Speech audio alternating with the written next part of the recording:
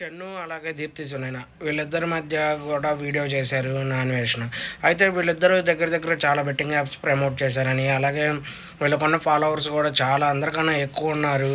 అలాగే వీళ్ళిద్దరూ software developer అని ఇటు షణ్ముఖ్ అలాగే దీప్తి సునైన కూడా ఇంకో వెబ్ సిరీస్ ద్వారా ఇలా వీళ్ళు ప్రమోట్ చేసిన వీడియోలు చాలామంది దగ్గర దగ్గర 200 మంది వీళ్ళ వల్ల ఇబ్బంది పడ్డారు అని చెప్పి నాన్వేషణ వీడియో అయితే చేయటం జరిగింది.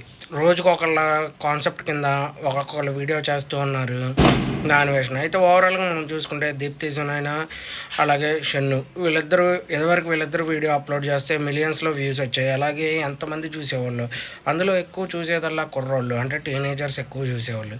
వీళ్ళు ప్రమోట్ చేసిన దాన్ని వాళ్ళు కూడా తీసుకునేవాళ్ళు, వాళ్ళు ఆడేవాళ్ళు. ఇలా చాలా ఇబ్బంది అనేది జరిగింది అని నాన్వేషణ చెప్పడం అయితే జరిగింది. ఇది మనం ఓవరాల్గా యాక్సెప్ట్ చేయొచ్చు, ఎందుకంటే వీళ్ళిద్దరు ఫ్యాన్ బేస్ చాలా ఎక్కువ ఉంది. అలాగే వీళ్ళిద్దరిని ఎక్కువ చూసేది టీనేజర్సే ఎక్కువ చూస్తారు. వీళ్ళ వెబ్ సిరీస్ కానీ వీళ్ళ షార్ట్ ఫిల్మ్లు కానీ ఏమైనా సరే వీళ్ళప్పుడు ప్రమోట్ చేసినప్పుడు ఇబ్బంది జరిగింది అని చెప్పి నాన్వేషణ చెప్పడం జరిగింది.